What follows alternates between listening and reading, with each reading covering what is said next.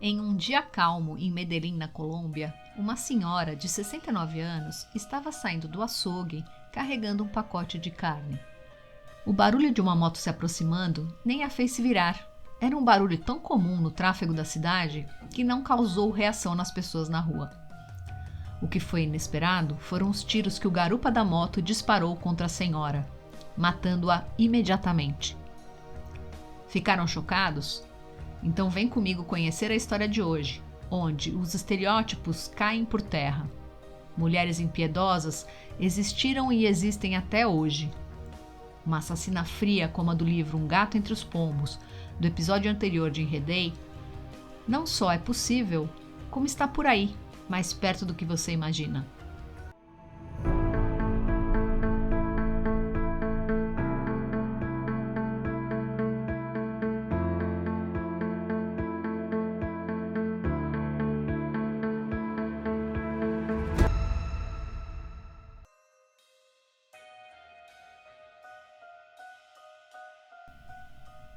Oi, gente! Bem-vindos ao Enredei, o podcast com histórias policiais de ficção, adaptadas e narradas no estilo de True Crime. Eu sou Lilica, apaixonada por livros e histórias policiais, e este é o Enredei, onde cada palavra pode ser uma nova pista. Aqui mergulhamos nas profundezas escuras e cheias de mistérios de autores como Agatha Christie, Edgar Allan Poe e muito mais. Reservem seu lugar na cena do crime, enquanto exploramos as reviravoltas tortuosas das investigações policiais. Em cada episódio, desvendaremos os segredos escondidos nas páginas dessas obras literárias. A ideia deste podcast nasceu da minha paixão por estes livros, que serão adaptados por mim em um formato mais atual e irão pouco a pouco revelar a solução de cada crime. Espero que vocês gostem tanto ou mais de mergulhar nestes mistérios quanto eu. E lembrem-se, em cada conto de assassinato, mistério e suspense, nada é o que parece.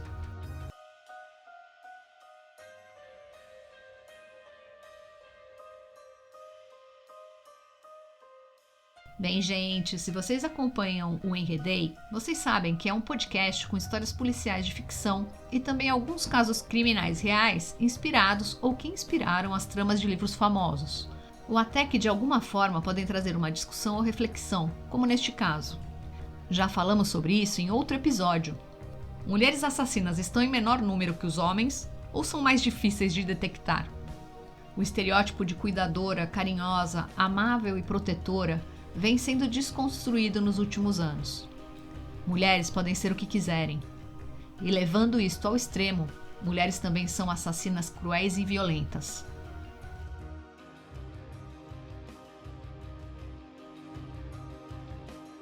Neste episódio extra de Enredei, vamos conhecer o caso real de Griselda Blanco, que ganhou um seriado muito falado no começo do ano na Netflix. Eu baseei a história contada aqui em diferentes fontes na internet e no livro Damas Mortais, de Jennifer Wright, da editora Dark Side. Recados feitos, bora para a história real.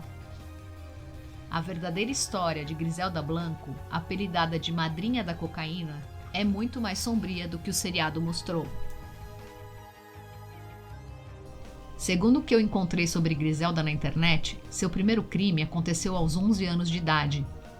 Extremamente pobre, Griselda planejou e executou o sequestro de um menino rico da sua idade e o matou com um tiro na cabeça assim que os pais se recusaram a pagar o resgate. Começava aí uma história de ganância, violência e poder que faria de Griselda a pessoa mais temida de Miami nos anos 70 e 80. Tanto que até o conhecido e temido chefe do cartel de Medellín, Pablo Escobar, disse que, abre aspas, o único homem de que tive medo na vida foi uma mulher chamada Griselda Blanco. Fecha aspas. Esta história é cheia de sexismo e estereótipos. Inclusive, uma das teorias do porquê Griselda ficou impune por tantos anos é que os agentes da lei não acreditavam que uma mulher pudesse ser a cabeça de uma organização tão lucrativa e violenta. Puro machismo. E foi preciso a insistência de outra mulher, desta vez do lado da lei, para prender Griselda. A agente retratada no seriado também foi desprezada e diminuída muitas vezes ao desempenhar seu papel na luta contra o tráfico. mas estou me antecipando. Se vocês já assistiram Griselda na Netflix, vão ter visto a história dela romanceada, recheada de violentos e dramáticos tiroteios, além de demonstrações de glamour de novos ricos. A série apresenta em 6 episódios a célebre criminosa como uma mulher maltratada, embora astuta e ambiciosa. Para quem não viu o seriado ainda, é uma ótima opção para conhecer mais detalhes e uma versão até que um tanto edificante da razão de Griselda ter se adaptado tão facilmente à vida criminosa. Eric Newman, um dos criadores e produtores da série, declarou que quis humanizar o caráter complexo de Griselda, pois, segundo ele, toda pessoa tem uma explicação. Não uma desculpa, mas uma explicação. E para a série, a explicação era uma mulher pobre, maltratada por um marido abusivo, imigrante ilegal nos Estados Unidos, que precisava cuidar de 3 filhos pequenos. Mas será mesmo?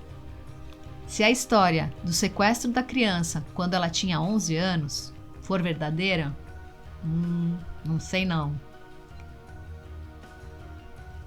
Segundo o mesmo criador da série, Griselda trabalhava 10 vezes mais para provar que era capaz e usava sua sagacidade e inteligência para ludibriar os homens à sua volta. As pessoas começavam a torcer por ela, tudo para proteger e cuidar de seus filhos e família. Mas será? Eu fiquei em dúvida. Depois me contem o que acham nos comentários. Vamos lá. Griselda nasceu na Colômbia em 15 de fevereiro de 1943. Tendo crescido na pobreza em Medellín, Blanco não tinha muito poder. Ela começou no mundo do crime aos 11 anos de idade, quando supostamente sequestrou um menino local e o assassinou depois que a tentativa de resgate não deu certo, como eu contei no começo do episódio. Nos anos seguintes, ela acrescentou ao seu currículo o roubo de carteiras e a falsificação de dinheiro. Blanco conheceu e acabou se casando com Carlos Trujillo, que ganhava a vida falsificando documentos e traficando pessoas. O casamento gerou 3 filhos e em 1964, com 21 anos, ela emigrou ilegalmente para Nova York, nos Estados Unidos, com seu marido e os 3 filhos. Em 1970, Blanco já havia encomendado o assassinato do seu primeiro marido e se mudado para Miami. Lá, ela conheceu o seu segundo marido, o traficante de drogas Alberto Bravo. Ele a apresentou para um lado ainda mais nefasto do submundo do narcotráfico. O boom das discotecas na década de 1970 gerou um mercado crescente de drogas. Em meados da década, a Colômbia emergiu como centro do comércio de cocaína, o que trouxe oportunidades para uma riqueza impressionante e muito perigo. Juntamente com Alberto Bravo, eles construíram um império de cocaína. A propensão de Blanco pela violência e sua estratégia audaciosa de contrabando de drogas, fazendo mulheres jovens voarem da Colômbia para os Estados Unidos com cocaína escondida nas roupas de baixo, foram decisivas para que ela passasse rapidamente a dirigir toda a empreitada criminosa. À medida que as guerras pelas drogas em Miami se intensificavam e os cartéis rivais se enfrentavam em violentos conflitos, Blanco foi se tornando ainda mais implacável. Em 1975, ela assassinou seu marido por acreditar que ele estivesse roubando dinheiro dela. Embora os detalhes do que aconteceu exatamente permaneçam controversos, Bravo foi morto e mais tarde Blanco alegou que ela mesma o matou com um tiro na boca. A morte de Bravo consolidou a imagem de Griselda Blanco como uma viúva negra, uma mulher que se livrava de seus maridos matando-os. Em seu auge, a rede de Blanco vendia cocaína no valor de $80 milhões por mês. Seus maiores mercados incluíam Nova York, Miami e Los Angeles. O império de cocaína de Blanco lhe rendeu o apelido de La Madrina, ou a poderosa chefona, como uma resposta da Colômbia ao personagem Vito Corleone, da trilogia do cinema O Poderoso Chefão. E aqui uma pausa para falar sobre um dos mais, se não o mais famoso, filme sobre a máfia. Ganhador de vários Oscar e aclamado pela crítica e por fãs do mundo todo. A trilogia conta com nomes famosos como Marlon Brando e Robert De Niro. E seus filmes são extremamente violentos. Voltando à vida de Blanco, depois de dar à luz a seu quarto e último filho em 1978, ela o batizou de Michael Corleone, em homenagem ao personagem central do filme. No início dos anos 80, ela era uma das mulheres mais ricas e temidas do mundo. Blanco supervisionava o tráfico de 1,5 toneladas de cocaína para os Estados Unidos todos os meses. Griselda enfrentou outros chefões da droga de Miami. Muitas vezes ela ordenava o assassinato de seus opositores. A violência foi a base sobre a qual Blanco construiu e manteve seu império. Era o ponto central que mantinha sua rede funcionando e transformou Miami, na Flórida, em um campo de batalha na guerra das drogas. Um dos ataques mais públicos e famosos aconteceu em 11 de julho de 1979. 2 homens, provavelmente a mando de Griselda Blanco, mataram a tiros um traficante de cocaína e seu guarda-costas, em uma loja de bebidas em um movimentado shopping de Miami. Em outro incidente na cidade, Blanco ordenou o assassinato de seu sócio, Jesus Castro, que supostamente havia chutado um de seus filhos. Mas quando seus assassinos tentaram fazer o trabalho em 1982, mataram por engano o filho de Castro, Johnny, de apenas 2 anos de idade. De acordo com Jorge Ayala, um de seus assassinos contratados, Griselda Blanco recebeu bem o erro. Abre aspas. No início, ela ficou muito brava porque perdemos o pai. Mas quando soube que tínhamos pego o filho por acidente, disse que estava feliz. Que eles agora estavam quites. Fecha aspas. Este episódio mostra bem a crueldade de Griselda e sua total falta de compaixão ou empatia. Em que mundo um suposto chute no filho de Griselda se equipara à morte do filho de seu sócio? Enfim, os filhos de Blanco testemunharam a violência em primeira mão. Em 1983, ela provavelmente ordenou a morte de seu terceiro marido, Dario Sepúlveda. Ele foi morto na frente de Michael Corleone, seu filho de 5 anos, na Colômbia, supostamente porque ele levou o menino para outro país sem a permissão de Griselda. No total, as autoridades suspeitavam do envolvimento de Griselda Blanco em nada menos que 40 assassinatos, só nos Estados Unidos. Griselda usou sua posição em comum para ganhar a confiança de outras pessoas marginalizadas pela sociedade. Entre abril e setembro de 1980, cerca de 135 mil cubanos emigraram para os Estados Unidos, naquele que ficou conhecido como o Êxodo de Mariel, referência ao porto cubano de onde saíram. Conhecidos como Marielitos, alguns deles já estavam envolvidos em gangues criminosas, tráfico de drogas e assassinatos encomendados. Blanco se aproveitou da situação e os recrutou para trabalhar para ela. Seu cartel criou seu próprio grupo de matadores, os Pistoleiros, que ficou conhecido por seus assassinatos cometidos em motocicletas. Aliás, é atribuído a ela a invenção dos assassinatos de moto, onde 2 indivíduos em uma moto se aproximam do alvo, muitas vezes em um carro, e disparam. Mesmo tendo controlado o império do narcotráfico em Miami com mão de ferro por 2 décadas, Blanco sabia muito bem que, como mulher, em um campo dominado quase exclusivamente por homens, sua posição era precária. Em meados dos anos 80, o império do crime de Blanco começou a se desfazer. Griselda Blanco conseguiu ficar um passo à frente da lei, pelo menos por um tempo. A Administração de Combate às Drogas dos Estados Unidos trabalhou com informantes para localizá-la e criar um caso contra ela.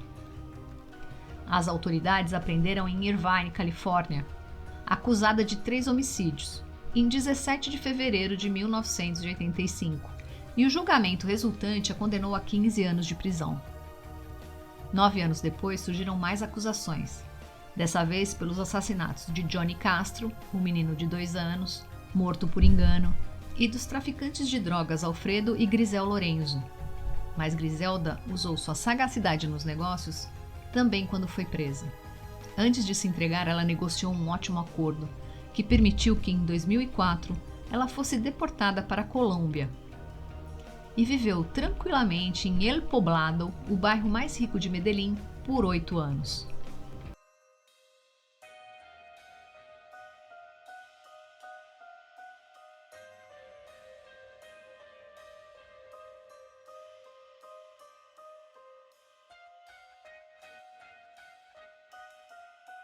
Em um dia calmo em Medellín, na Colômbia, Griselda, uma senhora de 69 anos, estava saindo do açougue carregando um pacote de carne. O barulho de uma moto se aproximando nem a fez se virar.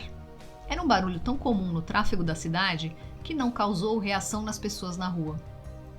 O que foi inesperado foram os tiros que o garupa da moto disparou contra ela, matando-a imediatamente. Em 3 de setembro de 2012, a mulher que havia traçado um caminho sangrento para fugir da pobreza das ruas de Medellín acabou morrendo nelas, e morta do mesmo jeito criado por ela para se livrar de seus inimigos, e tão utilizado para consolidar e manter seu reinado de terror em Miami.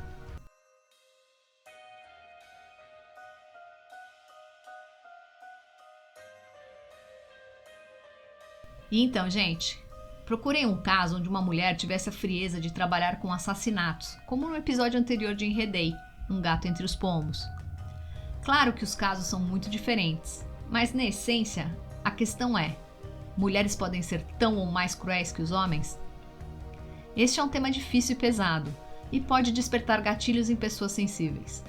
Por isso, vamos encerrar por hoje e volto em breve com um caso fictício onde os crimes são punidos e os mistérios resolvidos.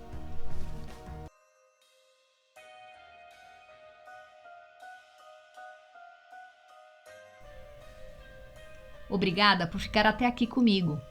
Espero que tenha sido informativo se enredar na história de hoje. Continuaremos nossa jornada descobrindo pistas e desvendando mais sobre os personagens enigmáticos que são a marca registrada dos romances policiais no próximo episódio de Enredei. Lembrem-se que o episódio de hoje contou um pouco da história real de Griselda Blanco. Se quiserem saber mais, tem um seriado no Netflix chamado Griselda. Mande seus comentários, pensamentos e sugestões.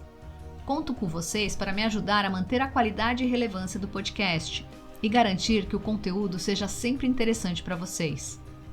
Se você gostou do episódio extra de hoje, por favor, compartilhe com seus amigos, poste nas suas redes sociais ou envie-o diretamente para eles. E não se esqueça de seguir o podcast em sua plataforma preferida e ativar as notificações para saber sobre os novos episódios. Se puder também, avalie e apoie através da plataforma Apoia-se. Maiores informações na descrição do episódio. Obrigada a todos que ouvem e apoiam o Enredei Podcast. Sem vocês, isso não seria possível. Cuidem-se e até a próxima história!